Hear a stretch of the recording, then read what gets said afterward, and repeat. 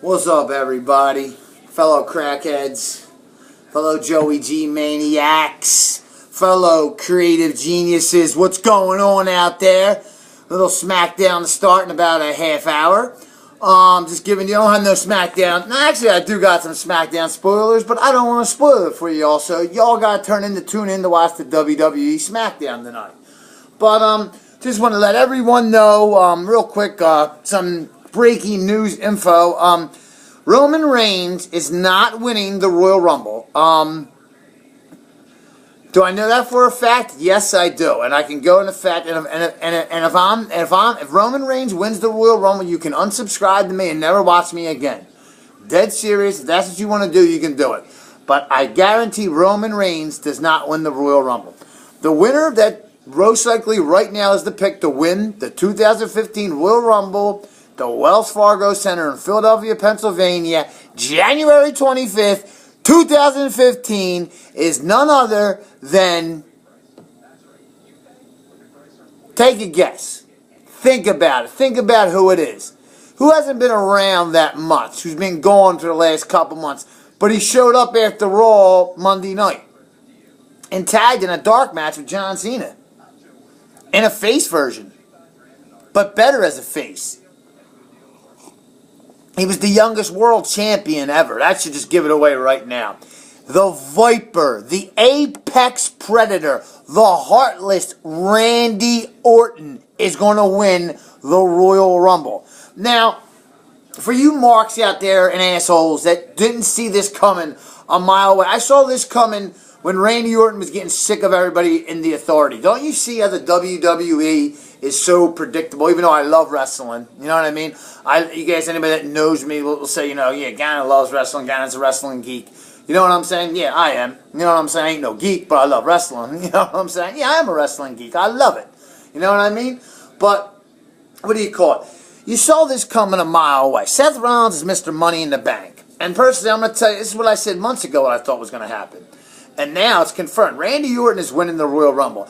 Dolph Ziggler's name has been thrown around, but Randy Orton's my favorite wrestler. The only other person I would want to win over Randy Orton is Dean Ambrose or if CM Punk came back, and I highly doubt it CM Punk comes back. Like I said, if he does, they're going to need the paramedics here for me because I'll be going crazy because I will literally have a fucking heart attack. For real. Excuse my language. What do you call it? But Randy Orton is winning the Royal Rumble. I know people say, oh, he just won it in 2009. Well, Batista won it last year, and he won it in 2005. Cena won it in 2008 and 2013. Randy Orton and Brock Lesnar will be a great main event at WrestleMania. Randy Orton is a completely and better wrestler than John Cena. Okay? You think about it. Okay, John Cena is the face of the company, but so is Randy Orton. Without John Cena... Without Randy Orton, there would be no John Cena. And without John Cena, there'd be no Randy Orton. That feud, like I said, neither one of them are as big as The Rock or Stone Cold. You know what I mean? Neither one of them. I mean, no offense to Randy, but I think John Cena is probably more popular in the social media world than him. But Cena ain't as popular as The Rock or Stone Cold. No way. He's up there, and Orton is getting up there too. But Orton's more silent because he don't use his mouth. He can just use that deadly face that gets mad women and just RKO and punt people. And that's what I want him to do. I loved it when he punted Vince McMahon in the head in 2009. And then I loved it when he DD'd the RKO'd Stephanie, handcuffed Triple H, and bent down, looked at Triple H and went, and kissed her. If that was me, I would have been like, and licked her and gave the evil eye like, and then, wham! One more time to Triple H. That's the Randy Orton we need. That's my favorite wrestler. The Apex Predator. But you're not going to see him. He's popping up on house shows. You know what I mean? He was at Madison Square Garden a couple weeks ago. It might have been last weekend or the weekend before that. It was last weekend. I think it was last weekend. Or it was the weekend before that. Before Christmas or right after Christmas. I think it was right after Christmas, and he was there. And he had a match. No, he had a match just for the after the show was over. It was a dark match, and at Raw he came out Monday night, and the fans went nuts. But you're not going to see him. I don't think so. You're not going to see him on TV. I don't think you're going to see him on TV once. You might, but it's like when Triple H came back. You knew in 2002. You knew he was going to win the Royal Rumble. You know what I mean? 2010, we didn't hear from Edge. We knew Edge was coming back to win that Royal Rumble. The only time that did get me was 2008 when Cena came back at the Garden. That got me all surprised. Seriously, because remember, he was supposed to be gone from 6 months to a year. He got hurt in October of 2007. October, when Randy Orton beat the shit out of him on the Raw table, just tortured him. Put Cena out of action. Vince came out, said he had a torn meniscus, whatever it is, a miscue or miscuous. Instead, John Cena, we had to strip him of the WWE title. He's going to be out 6 months to a year. You know what I mean? WWE was really hurting at that time. They crowned Randy Orton at No Mercy 07 with Vince McMahon and William Regal in the ring in Chicago at the Allstate Arena. They crowned Randy Orton the new WWE champion. That was a great time. I remember Burn My Light was playing, fireworks were going, and the crowd was cheering. And you see, Vince looks at everything. You could tell he was clapping, but at the same time you saw his eye and he was looking at the crowd, and he saw all the RKO signs. He saw that the crowd dug and liked Randy Orton. He saw that. You know what I mean? Vince looks at them things. That was what, getting off base of Randy Orton real quick. I was listening to a podcast with Chris Jericho and Dean Ambrose, right? And Dean Ambrose was saying to Jericho how Vince, Dean Ambrose has said not one promo since he's been in WWE, since Survivor Series of 2012 when he first came in, tells the whole story about it, how they had to wear cheesy ass. Originally, it wasn't supposed to be Roman Reigns. It was supposed to be Chris Hero, Kushina, no, whatever they called him down there. And it was FCW. It was just turned into NXT, Dean Ambrose said. John Moxley. What do you call it? It was just turning in to NXT. It was FCW, but it's still, I think it's still in the same arena. They just made the FCW arena the Performance Center. What do you call it? But it was just turning into NXT, Ambrose says, as we were leaving. And they came out in the cheesy turtlenecks, and originally they were supposed to be like I said before, a faction with Punk. You know what I mean? And, like Ambrose said, they had these helmets, they just said Shield, and I think it was Seth Rollins. He said, we'll just call ourselves the Shield. And in the beginning, if you remember, the first 2-3 weeks, they were just these three young talents, Ambrose, Reigns, and Rollins from NXT are here.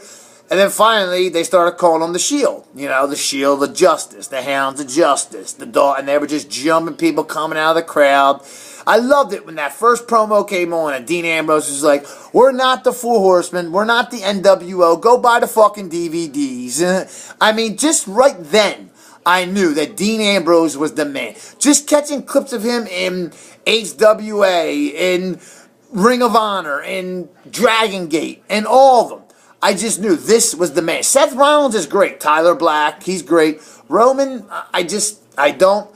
If you marks out there are like, oh, Roman Reigns, the Superman punch, it's so cool. It's one move. I mean, if the opponent didn't jump up in the air, Roman wouldn't be able to go bang. You know what I mean? For real. It looks so good when he does it to the Big Show because the Big Show's a friggin' goofball. He's a goon. Look how big he is. You know what I mean? And Kane, I mean, look at him. What's he going to do when he fights Seth? Or he gets in a fight with Dean, or he fights Cena, or he fights his cousin, The Rock, or he fights Brock Lesnar. You think that one punch is going to knock out Brock Lesnar? Come on, man. You marks, and I'm not calling all my fans marks, but there's a lot of marks out there that think, oh, Roman Reigns, he has such a pretty face, he has all that long, greasy, wet hair, and he's so sexy. And then the guys even get corny over it, you know what I mean? Roman Reigns, he's just not ready. Charisma, I mean, he's going to be a star. And Ryback's, but the way they're using Ryback, and I think Vince McMahon's got big plans for Ryback. I really do. I really do. Because they're taking him slow.